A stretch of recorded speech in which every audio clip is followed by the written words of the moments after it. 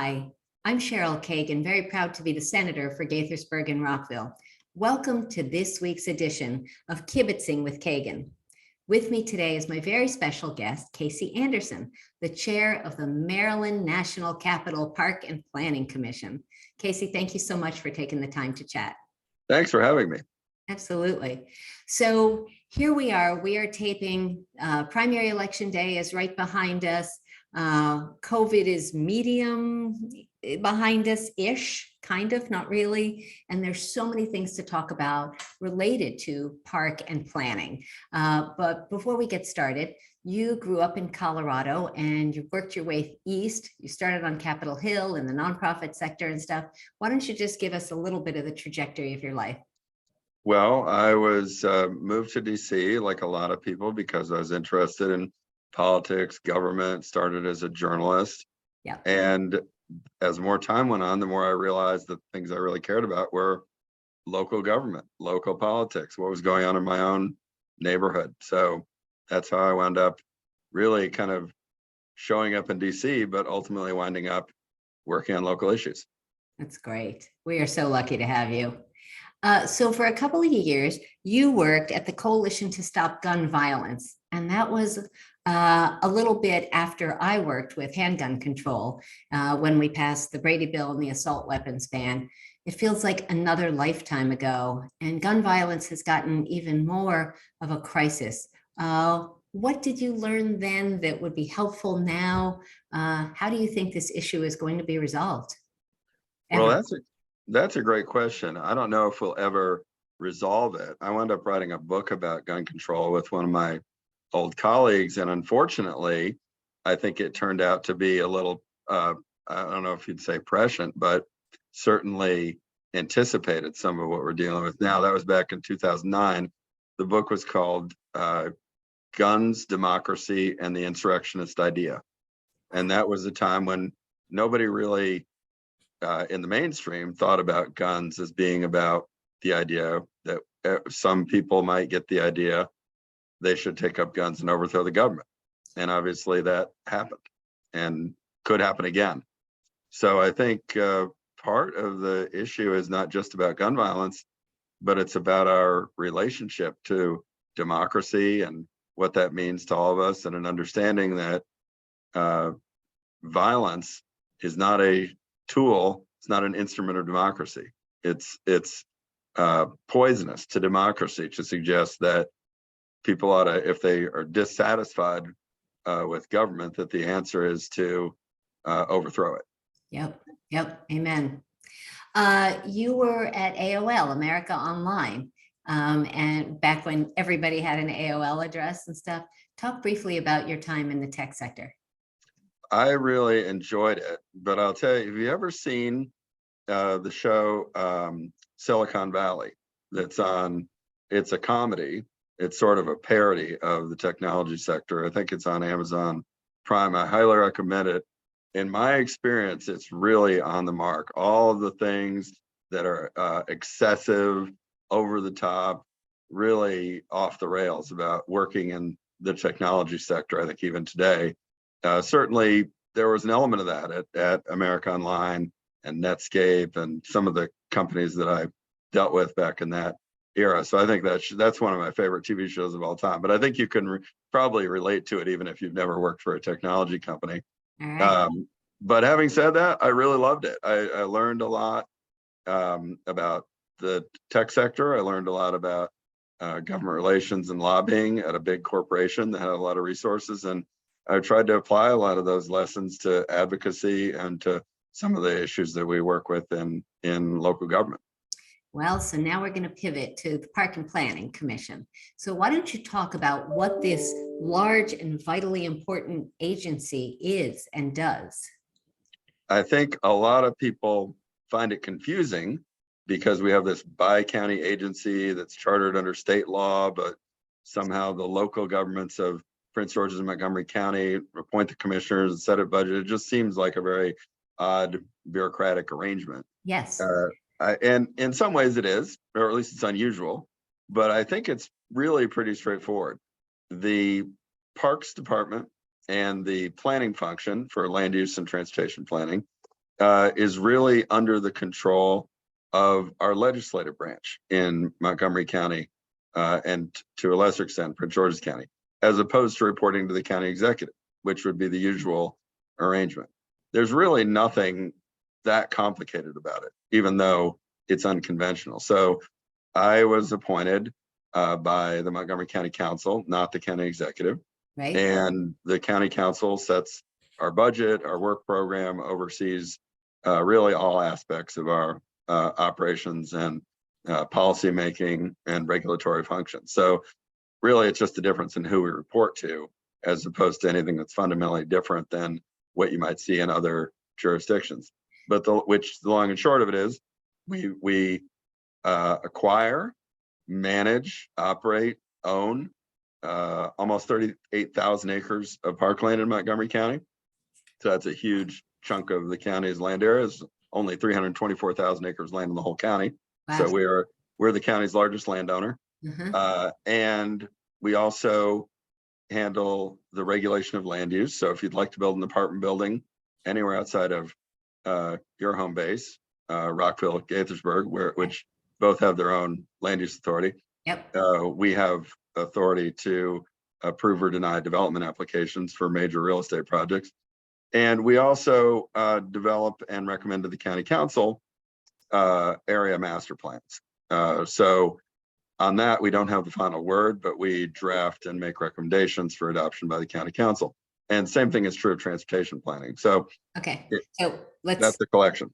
Okay, so I have a bunch of questions based on some of what you said and some of what was already on my list. So first off, we may be hopefully getting a new county executive. If you're saying that you're really responsive to or most focused on the county council, is it irrelevant who our county executive is in terms of park and planning? Well, no, I think the county executive still has a very important role to play in the implementation of many of our plans. So for example, but in terms of policy making, prioritization, planning, all that, not so much, more council than exec. That's right. And it's really a question of who we report to, who our boss is. Yes. That doesn't mean that cooperation or collaboration with the county's executive departments isn't absolutely essential. Sure. Okay. All right. So let's start with the planning aspect, and then we're going to go to the park aspect. So planning is kind of forgive me, the nerdier stuff that's also the most controversial. So the NIMBYs, not in my backyard, or YIMBYs, yes, in my backyard. I don't want development. I don't want, and then they say, but we need affordable housing, or we need transit-oriented development, all this stuff. Talk about how you navigate all that and in the various neighborhoods and with people who just don't want to hear it. Well, you're right. There is, I think, a lot of tension, not just among different people or different interest groups in this area, but even individuals sometimes are of two minds. On the one hand, they want to make sure that their neighborhood remains affordable. So when their kids grow up, maybe they could move back here and move in, if they want to, closer to mom and dad, not move into some other part of the country because they can't afford to live here. Right. And I think most people understand that it's not just about them, it's also about other people, maybe strangers, who also deserve a chance to have the same kind of opportunities that we had when we moved to Montgomery County, however many years ago that may have been for each one of us. And they also understand the need for economic competitiveness, for equity in the way that land use policies are established, and sometimes that means accommodating growth in ways that are not necessarily everyone's cup of tea. So yeah, I think even each one of us as individuals may be a little conflicted about some of these issues, and they're competing priorities that I think reasonable people can agree these are all important factors to consider, even though they might have differences about how to weigh them in any particular case. Let's make clear for folks who don't know, because we haven't covered this yet, that your commission is bipartisan, multi-partisan. Can you just talk about the breakup? It's just so there will be different people with different views and different political parties. That's right. There are 5 commissioners. They are appointed for staggered terms by the county council. And we have had quite a range, not just of political views over the years and now, but also race, ethnicity, age, which part of the county people live in. Right now, we got one commissioner who lives in Germantown, one in Rockville, one in Forest Glen, I live in close to downtown Silver Spring. So it's really all over the map, literally and figuratively. And I think we do bring to bear a diverse group of people with diverse perspectives and diverse in every sense of the word. And again, Democrat and Republican. Yes, no more than 3 members can be affiliated with one political party. Any party. Yep, I think that's important. So transportation is always such a huge issue in Montgomery County, and how we plan and how we develop is critically important in terms of what transportation options there are. So let's start by talking about mass transit. Let's talk about the Purple Line, Bus Rapid Transit, and Metro, as well as Mark. We recently completed a plan called Corridor Forward. That's an attempt to really lay out a set of priorities for transit for what I'd loosely call the 270 corridor. So that doesn't just mean literally what kind of transit service could be offered on or right next to I-270, but 355 really as well, all the way from Frederick County line down to Friendship Heights and beyond.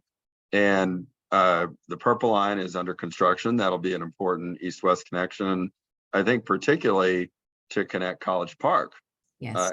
And some of the assets that are in Prince George's County, the state's flagship research university, to tie that in to make it physically accessible to Silver Spring, Bethesda, to Montgomery County. I think that's a huge, sort of underappreciated benefit of the Purple Line. But the Purple Line's under construction, albeit delayed, and a lot of hiccups with that. Okay, hold on. That's way too diplomatic. Go political on me. Come on, Casey. Well, Why was it delayed? Because I was at the groundbreaking. Yes. We were all wearing purple, and Governor Hogan was there. What possibly could have caused delays?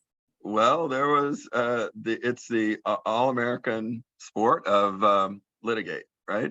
And try to throw sand in the gears, and opponents of the project successfully tied it up in court, which there was an injunction issued by a judge that delayed it for a year. But really the damage was much more than just to delay it for a year, because the contractor had already been mobilized. Mm-hmm. It took quite a while, even after the injunction was lifted, to get everything moving again on that project. And there were other, and more money.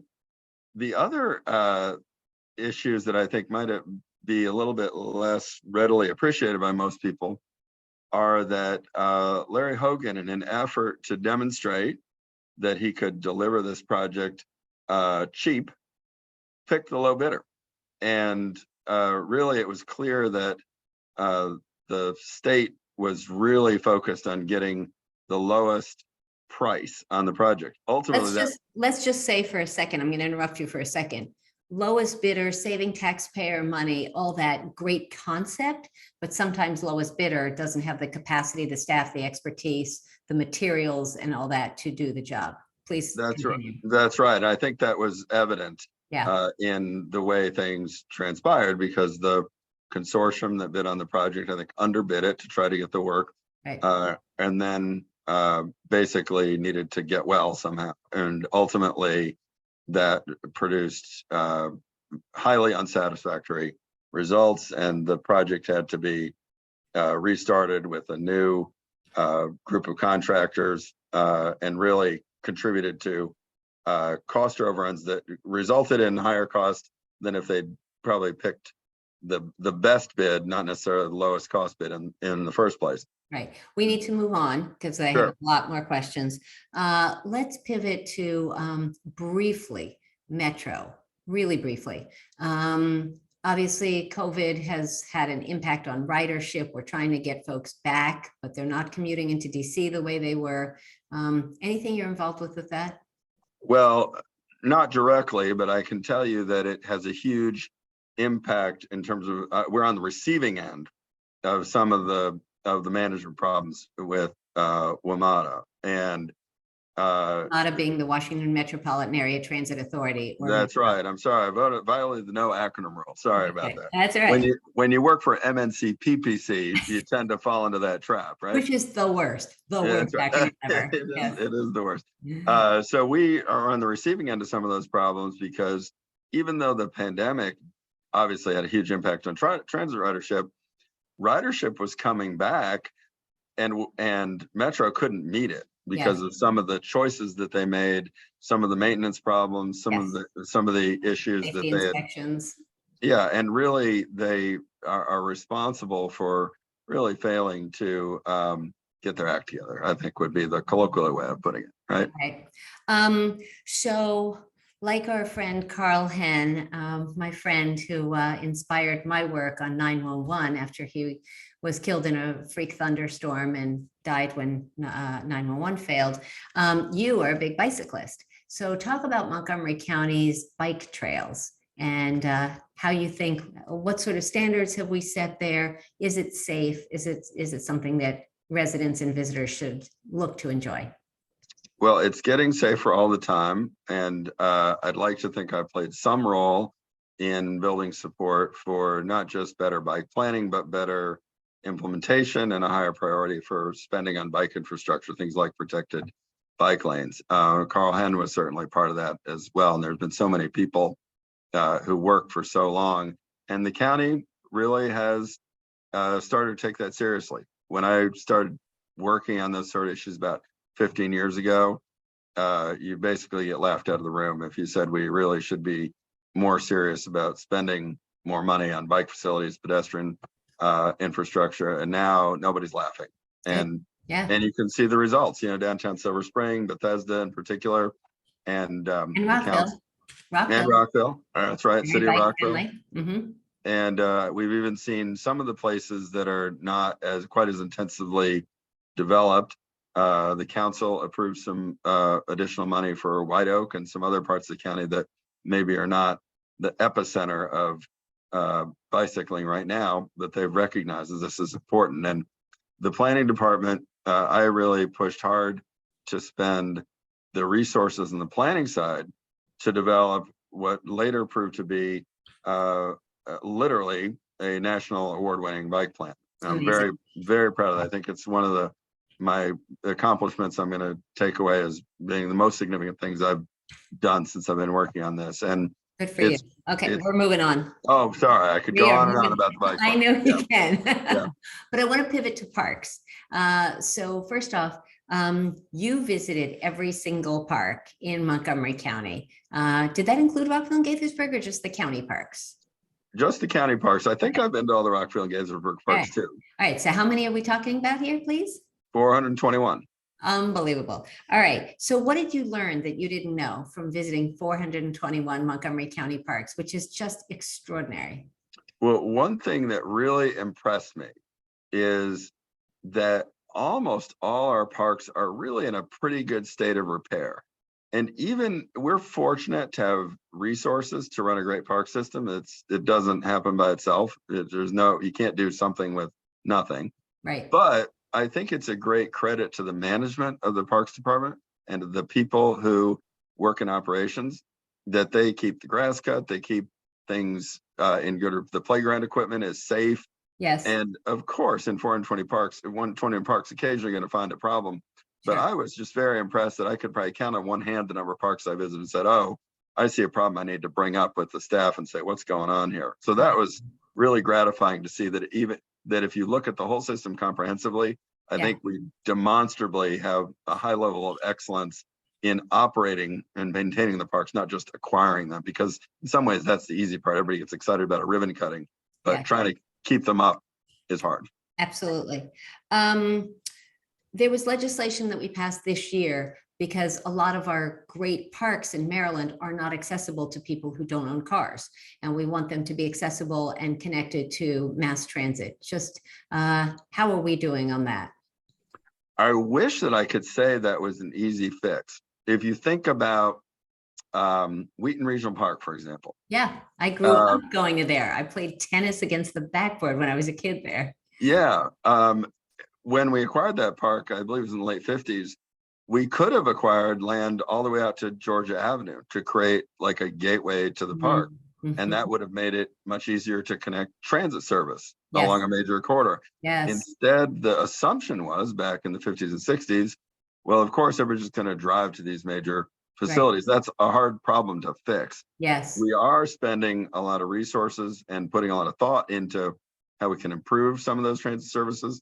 And I expect we're going to be working more closely with the Department of Transportation to kind of prioritize some of those connections. Good. But it's definitely a focus for us. Okay. Well, it was a focus for the state Senate, the General Assembly, and there's now money going to be available. So we'll see what you do with that. Montgomery County is much different from the place that I grew up in its diversity, ethnic, linguistic, culinary, religious, and socioeconomic diversity. How do our parks, how much of that do you take into account, and how much diversity is there in each park, or are there pockets based on geography or layout or anything that draws people from sort of one sector? We are always trying to think ahead to what the next trend will be or what the next emerging need will be. When I was growing up, soccer started to become a thing. Sure. It wasn't just baseball, football, certain types of field sports were popular, then soccer hit. And so every park and rec system in the country had to build soccer fields. And now, of course, we think that's just standard issue. About 15 years ago, when I started getting involved in bike advocacy, I noticed at some of the capital budget hearings, I noticed you start seeing a lot of people of South Asian descent, and they're lined up to ask for cricket fields. And I remember they got a lot of funny looks like, what's cricket? What are you talking about? Why would we do that? And I'm proud to say that today we have several fields that not only are designed for cricket, but we have fields that will accommodate an elite level of play. They're of a quality so we can bring really high level cricket to Montgomery County. And that's important because if you have people from British Commonwealth countries that have a history of enthusiasm for cricket, we want to be able to accommodate that. And we do. And so that's just one example of how we've adapted to the increased diversity of what people want to get from their parks. I love that. So I thought I was going to have only one question, but it would be irresponsible of me, having sponsored legislation on this, not to ask about synthetic turf and the health and climate implications of a synthetic turf. What's the current policy, practice, use, and frankly, distribution in our parks? We have very few artificial turf fields. We have a couple, for example, one at Fairland up on the Prince George's Montgomery line in the northeastern part of the county. Another one, I believe, at Blair High School that we maintain. There are a couple others. I think that our view on this may not make anyone entirely happy because our attitude is neither that we don't think artificial turf is the answer to all the problems of field capacity, but we also don't think it's a good idea to just say we're never doing artificial turf. There will be places where the level of usage is so high that there's no way you can sustain an adequate level of quality of play and safety except with artificial turf. But that'll be a narrow category of cases. There will be only a few places where that's true. So we don't want to expand artificial turf to include many more fields, but we also don't want to rule out the possibility there will be narrow exceptions to general policy. And we're very proud that we have excellent turf maintenance folks. In fact, we employ a guy who won the National NCAA Football Field of the Year Award for Virginia Tech.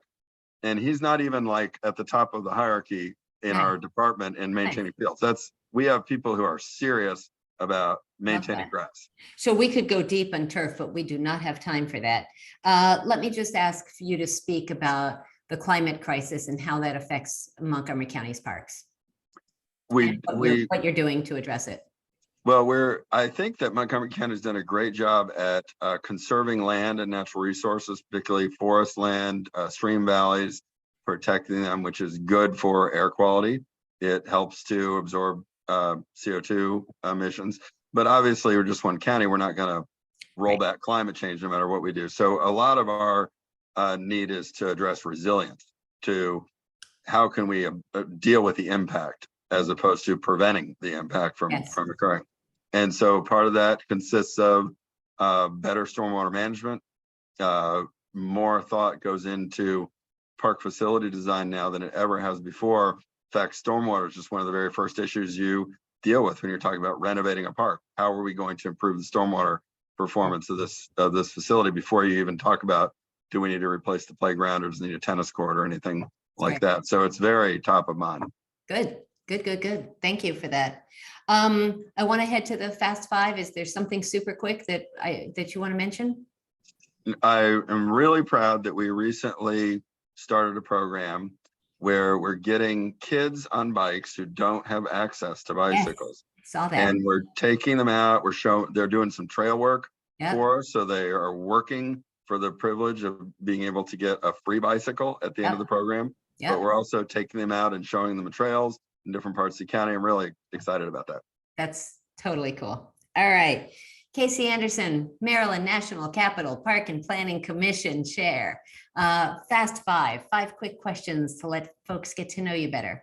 Question one, you are a pretty healthy guy. What is your favorite junk food habit? Mint chocolate malted muck balls. Ew. Okay, that sounds disgusting. Okay, number two. Don't knock it till you've tried it, Cheryl. Okay. Number two, if you could travel anywhere in the world and neither time nor money nor cost nor COVID were a consideration, where would you want to go? Barcelona, because that's where my son is. He's a college student. He's touring Europe, and I'm going to get on a plane in a week. I've never been to Barcelona, but most importantly, my son is my best friend, and we're going to have a great time. That's fantastic. I've been to Barcelona and it's lovely. It's lovely. If you had an extra $1,000 handed to you and could do anything you want, but you had to spend it on yourself, what would you do? Go mountain biking in Bend, Oregon. Nice. Okay. Some of these questions come from my interns. So yeah. So question number 4, if you had an extra 1 hour every day, how would you use it? How would you spend it? Workout.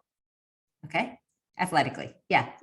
And the last question, Casey Anderson, the question that I ask everybody, what is your hidden secret superpower? What is a skill or talent you have, something you're really good at that most folks can't do? I think explaining complex ideas in a way that frames an argument. That's really valuable in your job. Good for you. Well, that's all I've got going for me. I tell people I don't have any actual skills. I just try to explain things. Well, Casey, it was such a pleasure. I learned a lot, and I suspect that anyone watching this chat probably picked up a lot as well. So thank you for your long leadership on behalf of our parks, our planning system, and for all that you do for all of Montgomery County. We're really lucky to have you. This was a lot of fun. Say hi to Westmore for all of us in Montgomery County. Woohoo, hopefully. All right. Take care. Stay well.